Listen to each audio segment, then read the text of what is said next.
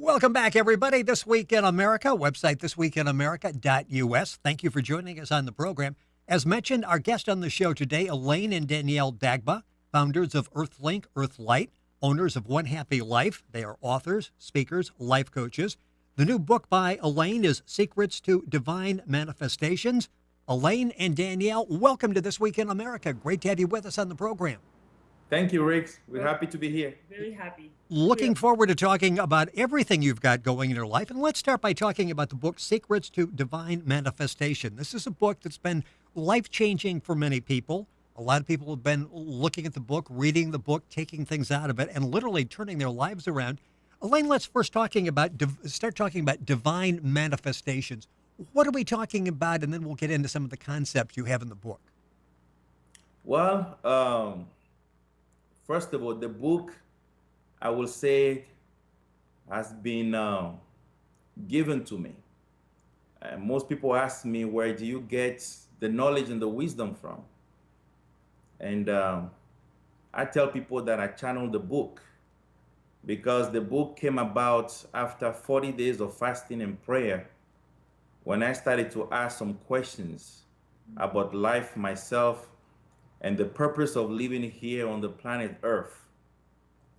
And divine manifestations is all about who we are, the gifts, the talents, the potentials that we have within us, how we have the power to manifest them and make the planet a better place with these qualities that we have within.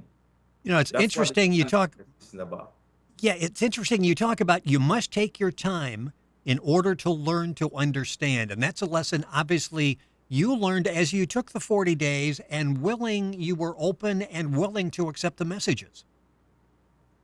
Yes, it was challenging, I will tell you, because I was raised Catholic, and I had different experiences about life, previous knowledge and understanding of who I am, what life is, and what's the purpose of men being here. So now in meditation, Rick, believe me, the revelations that I was receiving, they were opposites. Majority of them were opposite to what I have been taught. So the experience was very challenging to see that most of the things that we believe that are true, most of them are not, because we have the false perception of what they are, including who we are ourselves. Danielle, you've seen this in so many people, and it literally, as I said, it's been life-changing for many people. And let's take that concept. You need to take your time in order to learn to understand. We don't live in a society that really gives us a lot of time to understand anything, do we? I mean, everything is coming at you like 100 miles an hour. Was that difficult for you to learn how to, okay, just sort of slow it down here and take it as it comes? Exactly. I mean, time is not given to us. We have to make the time. And learning to know who we are has to become first and number one priority. Above all things, we have to ask ourselves, do we want to know who we are? And when that becomes priority, you make that time. Yes. Our guest on This Week in America, Alain and Danielle Dagba. Their book is called Secrets to Divine Manifestations. The website for information is onelife1.com. That's the word, so spelled out onelife1, spelled out again, .com. Of course, information at our website, thisweekinamerica.us. Elaine, you had mentioned something that's interesting. Again, you mentioned until you fully understand something, don't accept it as truth. Is this a mistake that many of us make? Again, you talk about the religious foundation that you had. You're told something, you accept it because I heard it, it must be true, and you go on. Do we need to have that sort of skepticism there where unless you understand it, slow things down and don't accept it until you fully understand what you're hearing? Absolutely. The reason is because your understanding shapes your consciousness, and your consciousness determines the way you think, the way you feel, the way you speak, and the way you act. So if you are to accept something as truth, you must be careful, because the minute you develop that consciousness, the outcome of your life is going to resemble what you believe. So it's very important to question everything. There is what you call simple understanding and what you call practical understanding. Practical understanding is that you take the knowledge into practice. If the knowledge is able to stand the challenges of time, to prove itself right all the time, and anytime you use the knowledge, you notice that you have a result, then you are able to accept this knowledge as practical understanding and build your consciousness upon it. You know, Danielle, you mentioned basically self-awareness before, and in the book you talk about the substance of true success is the discovery of who you really are. Is that sort of the foundation of everything for us? It is. It is. A lot of people, well, simple example, people come to us all the time and then they'll go to a questionnaire at One Happy Life, and we will ask them, what do you want out of life? And people will say, I want a better job, and I want a better relationship. I want to get married. I want to have children, and I want to make more money, for example. We have a lot of desires, but what we don't understand, there's a missing step. There's a phase. There's something that we have to do prior to all these desires. And that number one desire should be knowing who you are. Who you are is what will flow into your marriage, into your career, into everything else in life that you desire. But unless you spend that time to question and spend time with yourself until yourself reveal himself or herself to you, then you're not really asking for the right thing. Who am I? Elaine, how difficult is it for us to find self-awareness? How do we go about that? We may perceive ourselves one way, yet when we stop and think it over, maybe that's not the person I think I am. How do we find our self-awareness? Very good question. And then guess what? I am prepared to answer this question with an experiment, because a lot of people ask this question. And I'm about to conduct that experiment right now, right in front of the camera. All right, Danielle will hold this glass. And let's say this is our body, Rick. Okay. I'm going to pour water. Pouring water into the glass. And if you're listening on radio, you can go to our YouTube channel, go to the website, thisweekinamerica.us, go to YouTube, and you'll see the video version of the program. Exactly. So now, the water is in the glass, and the glass represents our body. Our true essence, which the Bible calls the image and the likeness of God, is the water. Now, the attribute of God is love. So we are made in the image and the likeness of love. And the water represents love. But something happened. As we're growing up, we had different experiences. This is oil. And each time we have an experience, we develop belief systems. And these belief systems, they form a thick layer of personalities on top of our true nature. You see, we become reactive, but we don't act. Right. When you act, it means that you are aware and you are acting from a place of who you truly are. But now, this layer on top here, the thick layer of the oil, is our personalities. Whatever has happened to you in life forms this thick layer here, and we act from there. Your dreams, your aspirations, your potentials, what you want to do in life is determined by the oil. And this is not true living. So the purpose of the secret to divine manifestation is, how are you able to remove the oil and then tap into the power of the water, which represents your true nature, and then from there manifest your divine nature? You see? Yes. And this is what is difficult for most people. How do I remove the oil? Because anytime inspiration is coming from the water, the oil will suppress it. Right. And that's why people feel unhappy. And it's challenging, but meditation is the key. You have to know how to meditate to remove the water, the oil.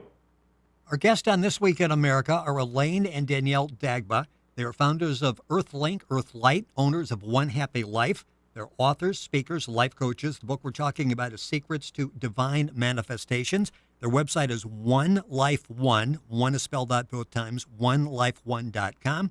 And of course, information is available at our website, thisweekinamerica.us, and you can link on and get all the information there. Let's talk in the book because there's so many things that make up who we are. And you say something in there, you talk about enemies, you talk about regrets, you talk about obstacles. Let's talk about obstacles first because we see obstacles and they really slow us down. In many cases, they even derail us. They totally knock us off track. And you say, no obstacles to face. Everything is a blessing in disguise. Mm-hmm. Yes, in reality, think of it this way, Rick. The universe itself is a library. Every created thing has knowledge. You just have to learn to open it.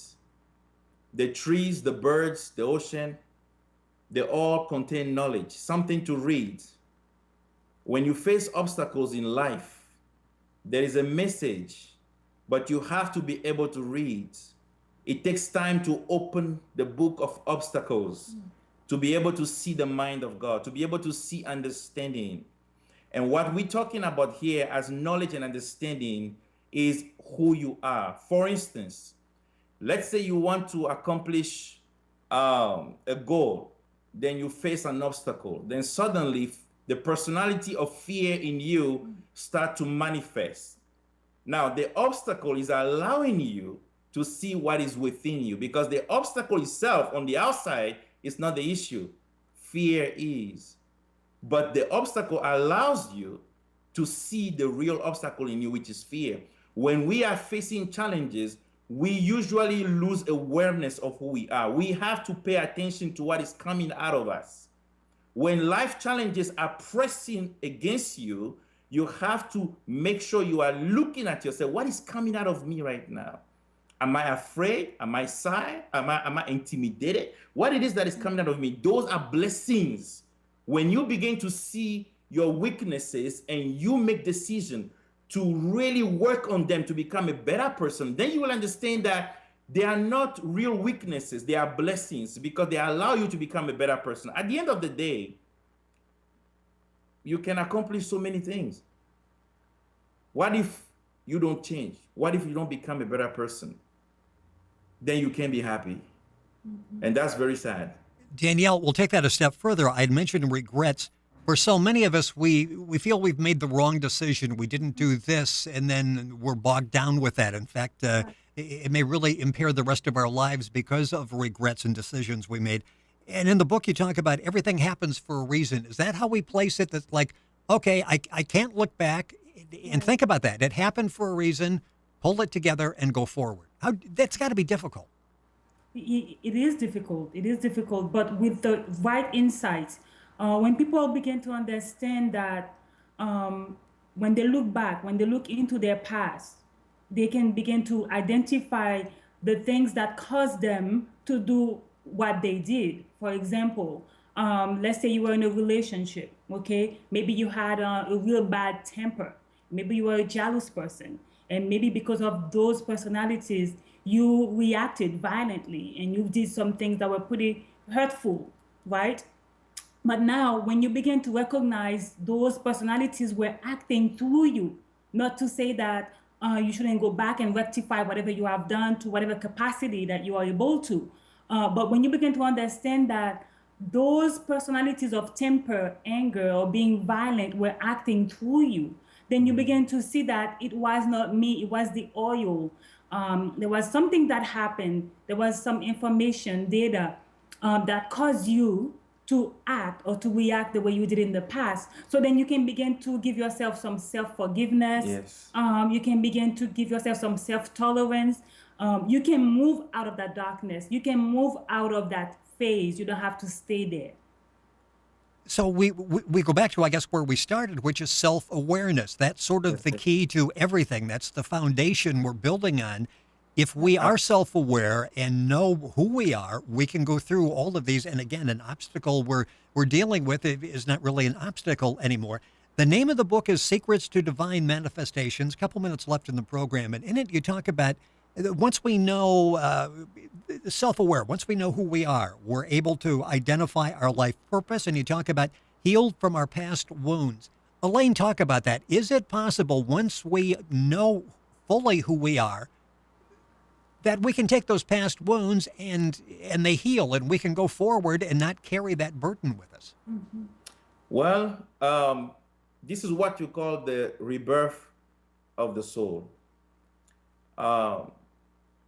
You may have been wounded, but when you discover who you are, then you can use the wound as a message to heal others.